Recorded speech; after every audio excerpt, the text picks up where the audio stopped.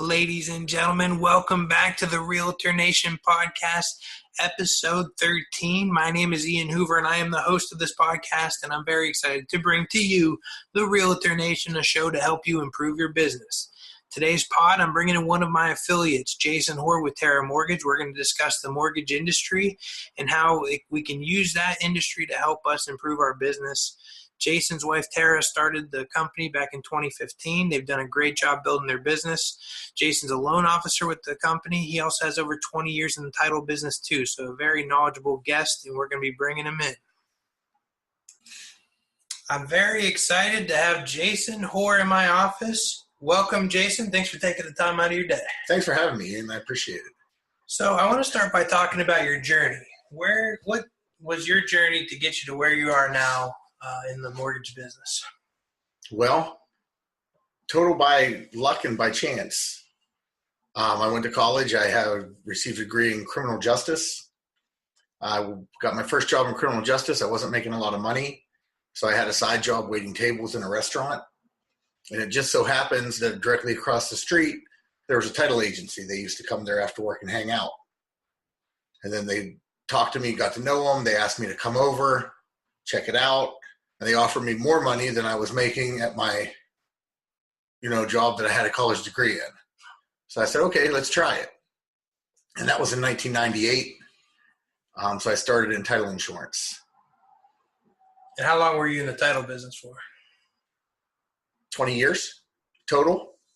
Okay. Still in it, some. So why did you get out of the title business? Well, I'm totally not out of the title business. I have an interest in a title agency, HDH Settlement Services. But I started doing mortgages on the side in 2000. And I actually opened up my first mortgage brokerage in 2003 with two partners. And then in 2006, I opened up my first title agency. Did a little bit of this, a little bit of that. So, getting into it, I have a loan officer license. I have a title insurance producer license, and I also have a real estate license. So I honestly believe that education is very important. So I'm working on files that I can look at things through a different perspective than most loan officers.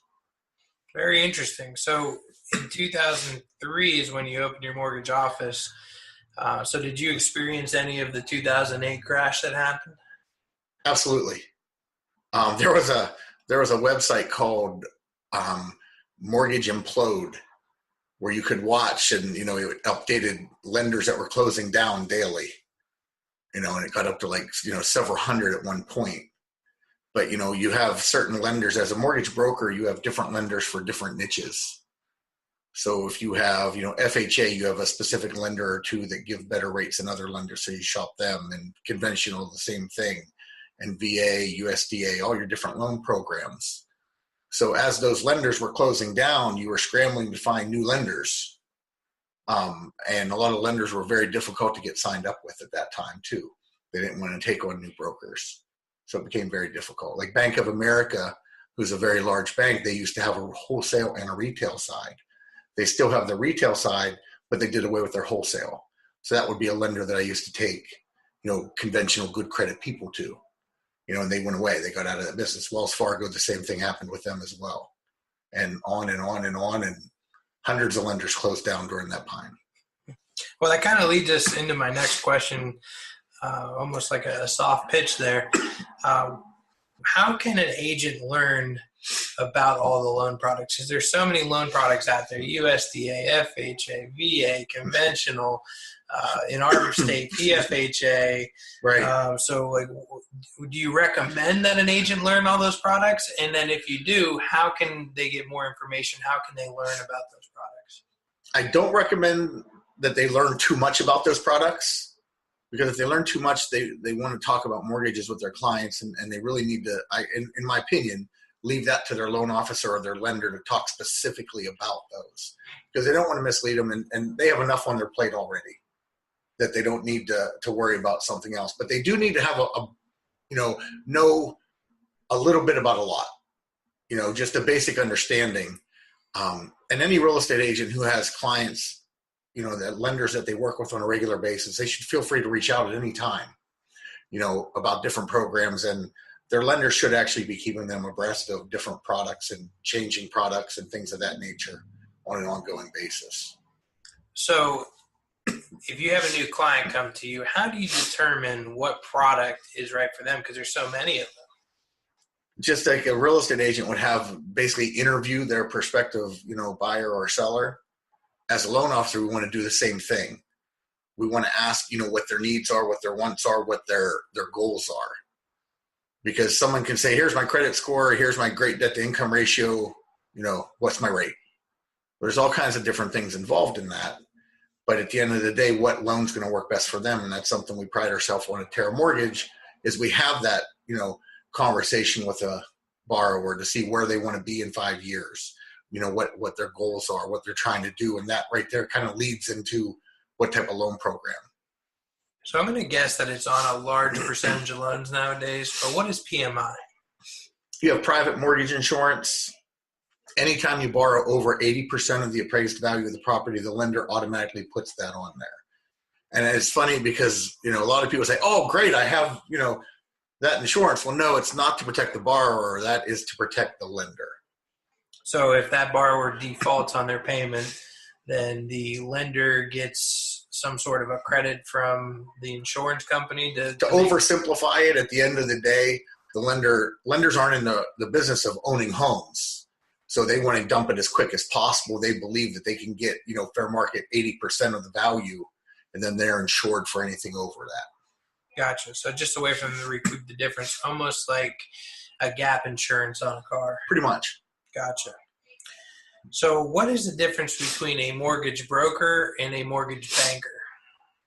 So we have actually 3 different levels. You have lender, mortgage banker, mortgage broker. So your direct lender, locally here we have PNC, First Commonwealth, people like that you go to them, they're lending out their own money, and you're stuck with just their loan programs. The next step is a mortgage banker. A mortgage banker is lending out their own money, and they typically have a warehouse line that they're lending it on. Then at the end of the month, they sell it off. So they're never going to service that loan. And then the mortgage broker, I'm just strictly shopping wholesale lenders. I do not have any of my own money at risk there. So I can shop any lender, wholesale lender throughout the country to see what's going to work best for somebody. Is there any benefits to using one or the other? Well, I'm a little biased here because I've worked on all 3 levels. I've worked as a mortgage banker. I've worked with a national lender before. And on the broker side, I believe, and I know this, I can give better rates. So whenever I am, selling a product to a prospective borrower, I know I'm beating anybody's rate unless they're another mortgage broker. So at the end of the day, loan programs are great, and there's hundreds and hundreds and hundreds of them, but borrowers want the best rate possible, typically, that fits their situation. So if I was a consumer and I walk into, let's just say a PNC Bank, they're one of the largest in our area. Mm-hmm. How do I know if PNC Bank is actually giving me that mortgage, or if they are brokering out and getting, Fannie Mae or Freddie Mac to buy that loan from them? Well, PNC is a direct lender, so it's their money they're giving out. And they possibly may sell that on the secondary market, which gets into a whole another thing here. But they're selling on the secondary market. The mortgage bankers, whenever they're doing a loan, they're doing it out of their warehouse line. And then they're already underwriting to the lender that they're selling that to. So they're already using someone else's underwriting conditions. And then as a broker, I'm using a wholesale lender, and I know that typically that's going to be sold. So you're very good at guessing my next question. So what is underwriting? Underwriting is the process where we gather all this information from the borrower, we submit it to the lender, and each loan program has their own set of guidelines. So as you submit the information to the lender, it goes into, quote, underwriting, and the lender, checks to make sure that all the information matches the guidelines for the loan. So that's when they're checking income. They're calling the employer to make sure they're still working. They're double checking, ordering tax transcripts to make sure that their W-2s and their tax transcripts match, things of that nature. So they're the ones making sure that the information provided is correct. Yes. Okay. Now, as a broker, though, we need to do our due diligence and double check it before we submit it, because there's no reason to submit something we know is wrong or, inaccurate, to make the process go smoother. So we're essentially in the same industry. What's your favorite thing about our business of real estate? The money, the potential for income, flexibility. I mean, so many different things. I just love it. It's constantly changing. I don't have to sit behind a desk all day. I get to go out and meet with clients. I go out and meet with real estate agents. I think that's wonderful. What is your least favorite thing about our industry? Going out, meeting with real estate agents, meeting with borrowers. The same things that I like. No, the one thing I don't like about the industry, and I guess it's the nature of any industry, but the competitive market is great, to be competitive, but there's a lot of people that don't try to enhance a transaction. It's always a fight. We're all working, the real estate agent, the title agency, and the loan officers, we're all working for a common goal. Our common goal is to get a loan closed and to make the customers as happy as possible for referral business and repeat business. Sometimes you run into people that just, for whatever reason, try to impede the process.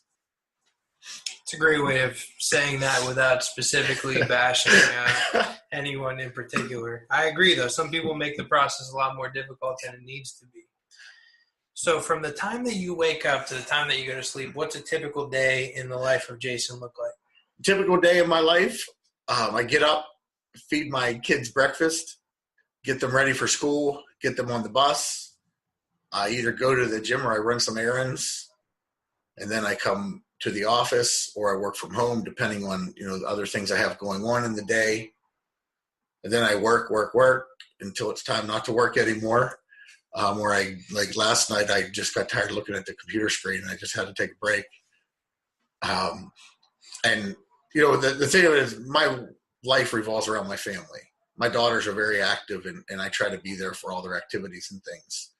So, for example, last night, as you know, I was in the office until 8 o'clock, drove down to Washington to get them from gymnastics, drove home, got them their snack, went over homework. They're in a readathon now, so made them read, did the timer, go to bed. All repeat next day. Sounds like a pretty busy day. And before you go to bed, you answer emails. Yeah. And when you wake up, you answer emails. Best time to answer emails is when nobody else is answering emails. That's right. So why do you think that 87% of real estate agents fail by the 5-year mark? 87%? Yes. Probably a couple different reasons. I think one of the reasons, because they just look at it as money and they don't actually understand it's a job. They don't put the time and effort into farming, marketing, and making it full time. There's some people that just want to do it on the side, as a side gig, and then they realize after a couple years, like, oh my goodness, this costs money to be on the MLS and the, different things, my insurance and my license, and it's not worth it. But those are the people that obviously weed themselves out. If you were to start over again, so you're 1998 and you're working in the criminal justice system, what changes would you make? What, to my career? Yeah. Oh, had I known then what I know now? Probably nothing. I love every bit about what I do and where my life is right now. That's great. Not a whole lot of people do. So the fact that you're happy with where you're at, that's something that I'm always having issues with. Keep in mind, in this industry, because you're commission-based, there's a roller coaster. Oh, yeah. And you have to ride the waves. And there's days that, oh, my goodness, I didn't close. I didn't have any closings, for mortgages this month. Where's my pay coming from? But, after all said and done, I love every bit of it. I think that's like an inner battle for me anyways, is that I have this want, this desire, this need to continue growing, continue building, and I'm never happy. I'm never satisfied, no matter how good I do. So the fact that you're at least semi-happy with where you're at is great, and I envy that. So how many hours a week do you think that you put into your business?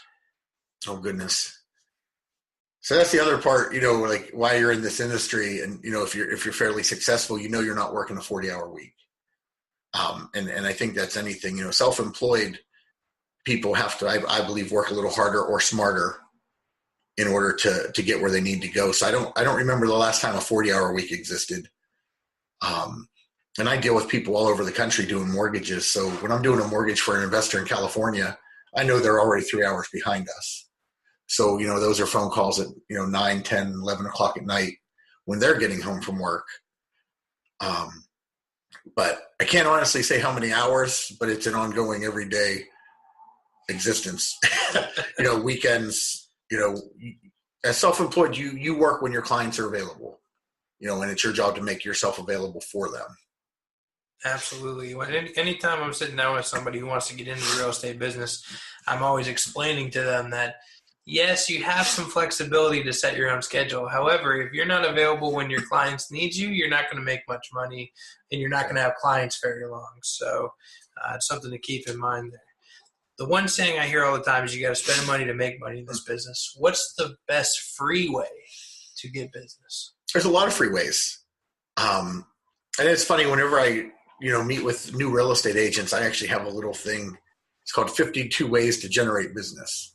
Some of it's paid, some of it's not, but social media is a big deal right now. Between Facebook, Twitter, Instagram, and most of that, all that you can do for free, LinkedIn even. But something I started in 2008, I started in networking groups, and I've been in and out of them over the years. And although the networking group I started in was BNI, which was a paid group, at the end of the day, the final philosophy of just networking, I believe, is the most important free way to generate business. Because if you're not talking to people, and I used to call it dialing for dollars, because if you're not talking to people, you're not generating business, you're not getting your name out there. And as a small mom and pop, I don't have a large budgeting, for commercials and things of that nature. So networking. You know what they say to call yourself now if you're a small mom and pop business, right? No, I don't. An indie business. Oh, millennial. I'm an indie broker. Okay, that's good. For the marketing you do spend money on, what's your best return on investment? But that's tough because I don't spend a lot of money marketing. I've been doing this 20 years in the real estate industry, and I've, word of mouth and networking, I think is the greatest thing. I still believe in BNI, even though I'm currently not in a chapter, and that is a paid membership to go to that, and it's a commitment. But if I had to say, and that based on networking, but that's a specific networking group. Yeah, I mean, overall, yes, it's a paid membership. However, it's so nominal. Like it's $500 around that price point. And if you get one in our business, if you get one deal, it pays for multiple years. Yeah, multiple years of you being in BNI. Yes. So and ideally, especially in the mortgage side of things, being in BNI, I mean, you should get at least a lead or two a month if you're networking properly and doing the one-to-ones. As an agent, it's more of a couple good leads a year, but those couple good leads a year are going to make you so much money. It's not even. And the other thing that I like about it is, you get to fall back on other people because you get to have other people that are, what's their know, like, and trust, that you can refer out to people. So I'm somebody that likes to help out my friends all the time. So whenever they ask for something, I typically have somebody to give them, or, somebody that I trust. Absolutely. Yeah. And you're building that relationship, and they're going out there and finding you business, which is a cool concept. Mm-hmm. So our industry is always changing. What do you think our industry will look like in 10 years? I'm very hopeful of this, that we're going to be doing everything paperless, including the closing itself. Because as a mortgage broker right now, I'm 100% paperless. All my applications are signed electronically. I receive documents from clients electronically. So I'm 100% paperless. And in real estate, you're pretty much paperless as well. Trying to be. For the most part. Yeah. And then you get to the closing table, and then there's 100 pages to sign. And then, the closing agent scans those documents in, sends them back to the lender scans them in, and they're discarded. We have 67 counties in the state, and I believe there's 42 of them right now doing e-recording. So you don't even have to send the hard copy documents to the county to record them. So I just don't think there's anything that can't be done electronically, and I hope soon. So could you envision, since you've done title work and you've done closings, could you envision literally bringing like an iPad to closing and just handing it around the table and having everybody sign their part? Or do you think there would even be no need for a closing? That's it right there. There shouldn't be any need for like that formal closing anymore. You know, the industry's changed so much since I've been in it, since the late 90s. You know, everybody used to come, and way back when in the earlier 90s, real estate agents used to order lien letters and tax certifications, and then title agencies started taking that over. But then we had to close before 4 o'clock. And then somebody, you know, hey, let's close late at night. Okay, let's close on a Saturday. Well, lender permitting, but you know, that has changed so much. But I think the need for a formal closing like that, you know, doesn't exist anymore. Do you think that the formal closing will still exist because at the end of the day, the real estate agent wants their paycheck? Yes. I really think, I mean, I've tried to get away from the habit of just like, you know, wanting to be at every single closing just to get that paper check. Like, you know, right. I mean, my bank account could be in the green significantly and I'm still like, oh, let me go to closing to get my check, you know, when it's like, who cares? It'll come in the mail. You know, I'll get it in 2 days. It's fine. But. Well, the one part I like about actually going to closing as a mortgage person, I get to meet the seller's real estate agent, you know, and you get to interact a little bit, and hopefully it was a smooth transaction to where, you know, everyone's asking for your business cards and you're giving it out. So it's a great way to network and try to get more business. Yeah, absolutely. So we're all small business owners, whether you're an agent or a loan officer. So we've all struggled at one point. Can you name a time when you were really struggling and what you did to get out of that struggle? How many times over the years? You know, so I guess I'll kind of change the question a little bit. Maybe my answer may be off topic, but it is where it is. You know, I had somebody tell me once, because I do okay for myself now, and, you know, someone said, oh, you're lucky, you know, you're self-employed. And it seems like the harder I work, the luckier I am. So anytime, whenever I'm struggling, you know, you have to take a couple steps back and review your process. Because what am I doing right now that I wasn't doing, you know, a year ago or 2 years ago that maybe not working now? And, you know, over 20 years, we've evolved. You know, I've evolved quite a bit on different processes, you know, what to do and how to do it, how to generate business and try to farm and market, you know. So if you're, you know, farming and hunting, so a lot of people say, oh, you have to farm. But I think there's a bit of hunting that you have to do now because you have to eat now. So I think it's self-reflection. You know, you have to go back to the drawing board and try to come up with a new strategy on how to get business. But every time that I've struggled over the years, you have to regroup and push forward. You know, I was just thinking the other day, I had a day when my phone was literally ringing off the hook. Yesterday for me, I couldn't get anything done. Yeah, I just listed a large commercial property at a very aggressive price, and I probably, from our marketing, received somewhere in the neighborhood of 30 emails and 50 phone calls in one day. And, you know, I just wanted to throw my phone and computer out the window. And then I had to take a step back and go, you know what? I remember the day when I wished my phone would ring. Right. And I never want that day to come back. So I better handle business and move forward. So technology is a huge part of our business. How do you think that it is most affecting our business? Like, what is most affecting our business? Is it Zillow? Is it you know, e-signatures? What is it that you think is affecting our business the most? One of the great things with technology, and, you know, is your cell phone. Because I have people that do their loan applications right from their cell phone. You know, they don't have to do anything other than click, click, click, click, click. They've signed, you know, 60 pages and they're moving on. I think technology is needed 100%. And, you know, we need more of it going forward. And I'm excited to see what else comes out in the future for that. How important is goal setting? I think it's very important. Every year I set goals, you know, and I set realistic goals because I don't want to set something astronomical that, you know, ridiculous goal that I can't hit that, because I look at that goal and I see you have one there on your you have one on your wall there. That's perfect. I have one hanging in my office at home. and I have one on my computer for my goals. And I do yearly goals. I don't do monthly or anything like that. I think it's very important because you have to stay focused. You have to stay on track. And even going back to what I said before about regrouping, every day you have to look at that and say, okay, what do I need to do today? What do I need to work on today? Because I need to get to my goal. Yeah, you got to be able to see those goals every day. Otherwise, you don't know what you're shooting for. Right. What is your 5-year plan? 5-year plan is to take Terra Mortgage into mortgage banking.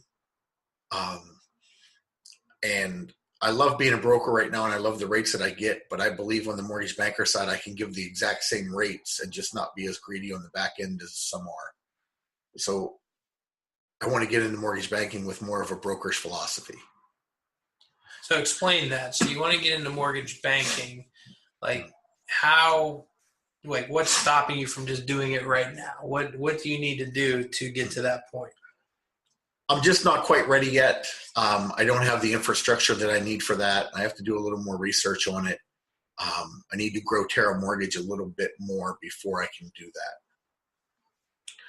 So my mentor was very impactful on not only my business, but my life. Who is your mentor and how did they help you? Wow, that's tough. Who my mentor was. I don't know if I've necessarily had a true mentor in my life. And that's part of dealing with my stubbornness too. Because, so years and years ago, I learned a concept that whenever you do something, no matter what you do, you need to know what other people around you are doing. So for example, on a baseball team, there's 9 people, but they all have a specific job, but they all work in harmony and unison together. But if you play first base and you don't know what the second baseman's doing, you're kind of out of luck if, he throws the ball to you when you don't realize it's coming or what have you. And that may not be a great analogy, but so I've tried to take a little bit from everybody I meet, good or bad, and try to build on that. So I had 2 different gentlemen that years and years ago taught me how to do closings. One of them was an attorney that took an hour and a half just to go over the mortgage. And the other one wouldn't explain anything. He could sell anything to anybody and get you to sign without even looking at the document. So I think I've kind of taken both of those, and came up with that skill. And on mortgages, totally self-taught. So I didn't necessarily have a mentor in that. Do you have a mentor in overall business or even in life that you maybe somebody that's just made a huge impact? I have people that I strive, I look at and I look at them and I'm like, wow, that's great what you're doing. And I try to implement those things into my, daily routine. There's a Remax agent, Brian, that does a lot of videos, and I think you had him on a podcast. Yep. Quite some time ago, and he does a lot of videos, and I love that. And I'm looking into doing those now. So try to take from everybody because you're never too old or too successful to learn. And you constantly need to be growing and evolving. So you kind of touched on it earlier, but how do you balance work and life? I have trouble with that. I struggle mightily with that. I'm constantly on the go. I have twin daughters. They're 10. They do competitive gymnastics, so that's a year-round thing. And in between that, in their spare time, they do, basketball, softball, and anything that they see they want to do. So I try to be there for them for that. But, and I have a wife that's very active in helping with that. But I tend to work too much. Anytime I go on vacation, I take my laptop with me. Anytime I go anywhere, if I go somewhere for a gymnastics meet, my laptop's coming with me, my phone's with me, constantly checking and responding emails. So when you say that, I'm not good with that. Is that because, realistically, the real estate agent has all the power in our business? They kind of control where the leads are divvied up. They kind of control the transaction, how it goes. So are you like that because you're afraid that if you miss an email until you get home that night to where somebody was requesting a pre-approval or something, that's going to affect your bottom line at the end of the day? Absolutely. Because a real estate agent has multiple people that they're calling, and if you're not available, they're calling someone else because they have a buyer at a property and they want to move forward. So is there a fix to that? It's part of what I'm growing Terra Mortgage with right now. I'm trying to hire some people and currently interviewing processors, currently interviewing loan officers. But the processing part of it can alleviate a little bit of that, but I don't think I'll ever be done with that. So you're talking about you're going to start focusing more on working on your business instead of in your business. But I guess where my question was more directed towards is the thing that I'm seeing, the trend I'm seeing is there's so many big conglomerates out there who are trying to end the real estate agent, right? Like there's Zillow and all these iBuyer platforms. Okay. Do you think that there's a way to work with the agent a little bit better, or is there something that the agent can do to make sure they're not putting so much pressure on everybody around them, or maybe just a way to take it out of the agent's hand? And I don't know. I'm just wondering if you've ever thought about that.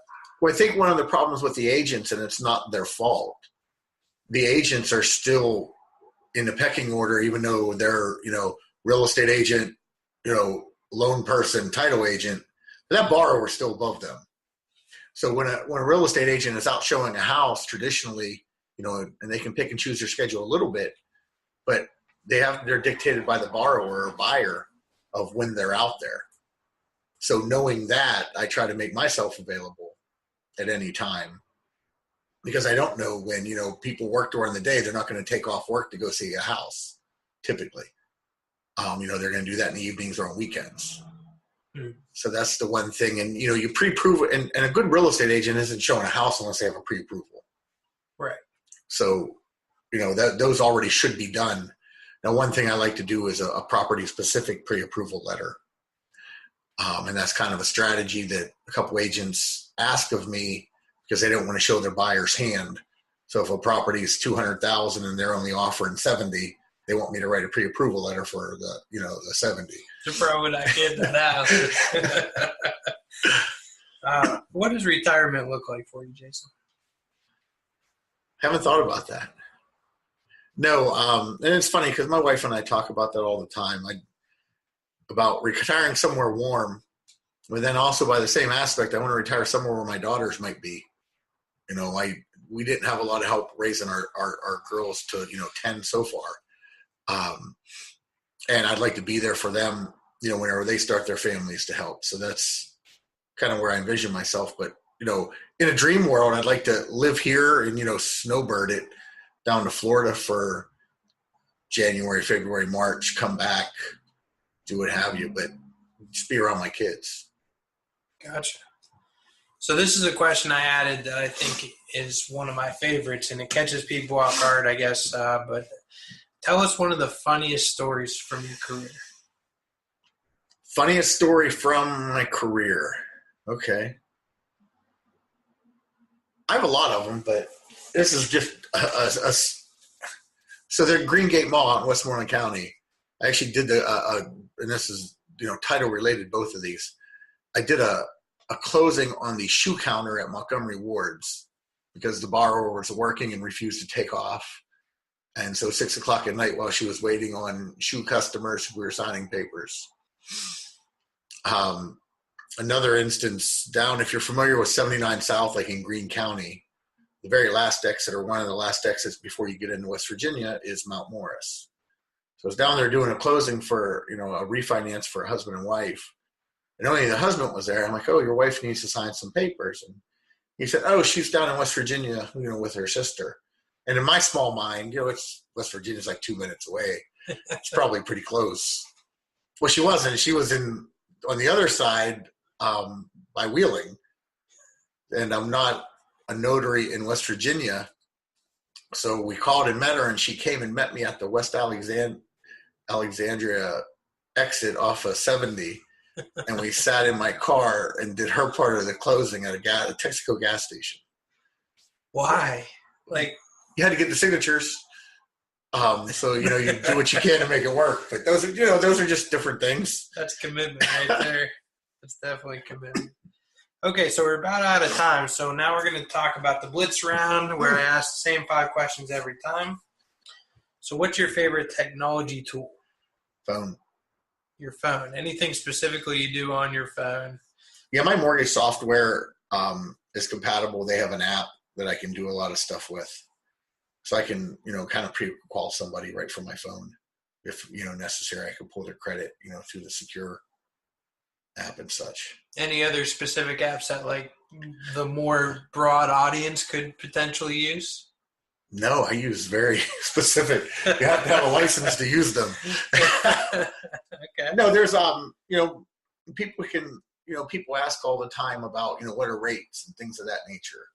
And rates are based solely on your, credit score, and loan amount. That's the part that people don't understand. So if I have 750 credit and I'm buying a $200,000 property, or my loan amount is $200,000, that loan interest rate is going to price out better than that person that has an 800 credit score but he's taking out a $50,000 loan.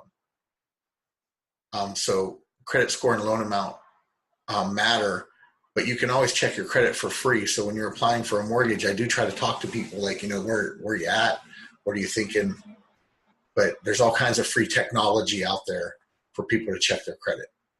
Is there any specific one that you would recommend, like Credit Karma or? Though I don't believe any of those scores are 100% accurate with what they have there, and whenever I actually pull a mortgage rating, credit report, but they're close. So Credit Karma, I think it gives a couple scores. A lot of people's credit cards now, they can monitor some of their scores. So, people can be, a little bit educated when they come in the process. Very cool. What's your favorite real estate book? Rich Dad, Poor Dad. Rich Dad, Poor Dad. It's probably the reason why I'm in real estate. So recently, I bought the board game for children.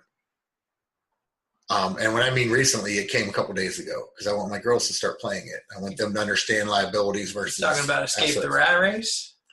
Pardon? You Escape the Rat Race? It's not really I think that's what it is. No, there's a kid's version. Okay, I was going to say it's not really for kids. No, there's a kid's version. There's a couple of investment clubs around here that get together to play that game. No, there's Rich Dad Poor Dad has a child's edition of, assets and liabilities. I might have to borrow that off you when you're done using it. Yeah, it just came a couple days ago, so I'm excited to get my girls playing it, just so they can understand, to have assets that pay your liabilities. And I tell them all the time, if you make $10 a month and you only spend $5, you're doing great. And if you make $100 a month and you spend $110, you're not doing so great. But I think this board game is going to help them out a little bit. Trying to explain a rental property to a 7-year-old is quite difficult. Yeah. My daughter doesn't quite get the concept, but I'm working on it. It's something that you gotta instill into them. So, right. If you were not a LO or entitled, what would you be doing? Well, that's tough. I don't know. I've been doing this, the greater part of, half of my life so far. So I don't know what I'd do. Would you be dusting fingerprints off still? No, I don't think so. So you don't have any guess there? No guess. I mean, when Pittsburgh you look at Steelers? No? Offensive line? No. God made football players and then he made me. But, whenever you look back at it as, a little educated on things right now, you look at different fields that are fairly lucrative, accounting, all people always have a job, always good with numbers. So maybe an accountant. An accountant? That is like the last job on the face of the earth that I would ever want to be. So then that gets away from the whole being out there meeting people and socializing a little bit. So I don't know. What is your favorite hobby? Golfing. Golfing. If we spend time with my girls out. Yeah, take your family out of it. So golfing is your favorite hobby. We've been golfing together. You're way better than I am. What is your favorite thing about golfing? Just being outside. I grew up in Greene County. I grew up on a farm. I really couldn't see my closest neighbor. So just being outside, I love it. Warm air or cold air, it doesn't really matter to me. I'm a short all year round guy. But I like being outside. So I've known you for a while now, and I think you pretty much go to a very similar destination every time. What is your dream vacation? My dream vacation, And I've gone to Hilton Head every year since my daughters have been born. Growing up, I didn't go on a lot of vacations, so we wanted my kids to know a place. So we go to Hilton Head every year. And we actually took them to Punta Cana last year with a large group of people. And while we were down there, they asked, when are we going back to Hilton Head? But honestly, my dream vacation, and it'll probably come here in several years, not taking my laptop no matter where I go. That's a vacation working. I will never take. But my dream vacation, honestly, would be, because I've been very fortunate. I've been to Hawaii, I've been to Aruba, Cancun, several different places. But before it's all over, I would like to see the ruins in Greece. I'd like to go to Italy. But when I take those vacations, I don't want to take any work with me. I'd like 2 weeks of nothing. I don't quite have that yet. And that's where you and I differ. I'm my dream vacation is to sit at home with my laptop. So, well, Jason, I think we're out of time here. Thanks for coming and sitting down with us and explaining to the Realtor Nation the mortgage business, and hopefully we'll do a follow-up episode down the road. Absolutely. Thanks, Ian. I appreciate you letting me in. And # brokers are better. # brokers are better. Okay. Well, guys, another great episode. I hope you enjoyed it. Having Jason here in the office was a cool experience. Please like and subscribe to the podcast on iTunes or Google Play. Also, check out our website, dhrea.com, for more information about us. And until next time, this is Ian Hoover with the Deacon Hoover Radio Network signing off.